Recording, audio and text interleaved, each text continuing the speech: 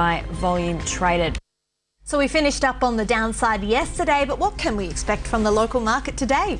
Chris Weston from IG, time to take us across it right now. He joins us live from Melbourne. Chris, we just saw the SPI futures up on screen, down in negative territory, looking for losses again at the open today. Can we thank that weak US lead?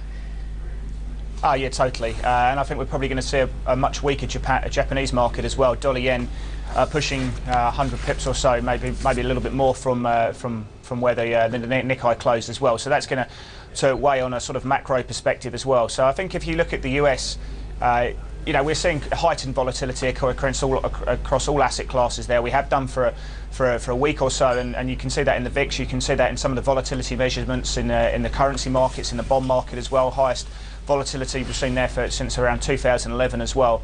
And I think what we've got to look forward to now is June 20th. We've got the FOMC meeting then, and perhaps some clarity, because all this two-way price movement, which is pretty healthy, the Fed wanted to see two-way price movement. Because markets just can't go up in a straight line forever.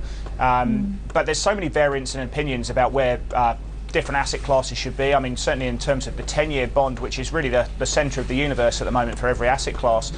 Should we be around 2.25? Should be at 1.7%? But we are seeing a rapid steepening of the yield curve, and that seems to be quite bad for asset classes, especially the dividend-paying stocks, as people say, well, we've still got a reasonable dividend yield in something like the utility space, 3.5%, but we are starting to see a more healthier return in the bond market, some more compelling levels to see some sort of capital appreciation.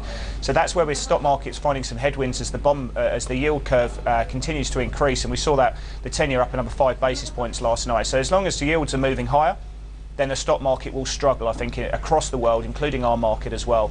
And I think that predominantly is the main reason. And I think the key reason why we saw the big sell-off last night in Treasuries was a really poor auction. We saw a 3-year the other day, and we saw a 21 billion being auctioned of 10-year bonds last night, and that came out with the weakest demand on the bid to cover since I think since around in about 10 months or so. So that pushed the bond market, the yields higher as we saw people selling, and that actually coincidentally saw people selling out of stocks as well. We did hear from the Reserve Bank of New Zealand, Chris, not long ago this morning. It basically told us it's going to keep its cash rate at 2.5%, going to remain on hold for the rest of the year. I thought we already knew this, so why have we seen the Kiwi dollar hit so hard?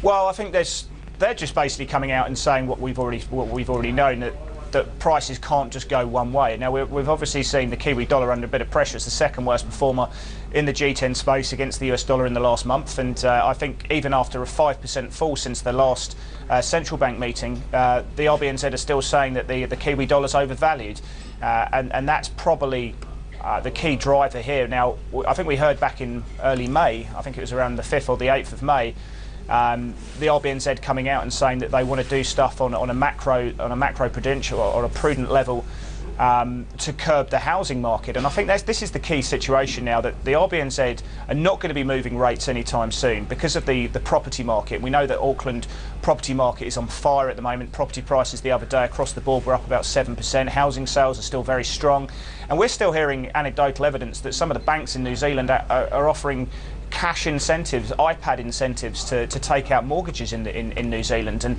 what they're actually doing, the RBNZ are saying, well, we need to cool the property market, and probably the best way to do this on a macro-prudential level. So what we're going to do is we're going to increase the loan-to-value ratio. They've talked about this before. They've talked about it again today. They're looking to have more prudent lending, and I think that's what they're going to be looking to do, cool the property market. That could lead them to potentially cut the cash rate, which they're not going to move if property prices are still high. And I think they're just really curbing any kind of gains in the Kiwi dollar by threatening to do this. So I think it's pretty prudent for them to do. And I think just those things have saw the Kiwi dollar really come out, drop out of bed and drop about 60 or 70 pips against the greenback, rallied similar amounts against the Australian dollar today. Okay, the Australian dollar in focus, of course, because we have these job numbers out. Economists expect the unemployment rate will tick slightly higher. If we get a surprise to the upside, the downside, what levels are we watching with the Aussie? Well, I think you've got to look at the highs last night. I mean, we got to about 95.64. We sort of rounded off, and perhaps we can see a surprise jump because positioning is very stretched to the downside. We've got a record level of shorts across the macro community, against the hedge fund community at the moment. We've never been this short before. We're starting to get some extremes from the investment banks are saying that their clients are are very much short. So the risks are that we get a good number. We've seen a huge surprise before. The market's expecting a drop of 10,000 or 10,000 people to lose their jobs. You've got to look at the range where the markets between the economists are looking for 35,000 jobs to be lost and 10,000 on the upside. So we've seen it before where the range just doesn't mean anything at all, and we've seen a massive surprise to the upside, and that could come out today. We've got an expectations in the credit markets of 45% chance of the July easing. So I think if we get a good number today, and there's every chance we can. I mean, we've been surprised before. We could see a lot of short covering coming through, and then you're probably going to see an 80 pip move to the upside on the Aussie dollar. So, the risks are also if we get a weak number, it solidifies the market's expectations, and we see probably a probability going from about 45 to 55%, and then the Aussie drops about 40 or 50 pips as well. So, it's a bit of a lottery, this number, but I think a lot of people are putting a lot of credence on this employment data later on today. Okay, Chris Weston, IG, thanks for your time. Thanks, Kate. Chris joining us.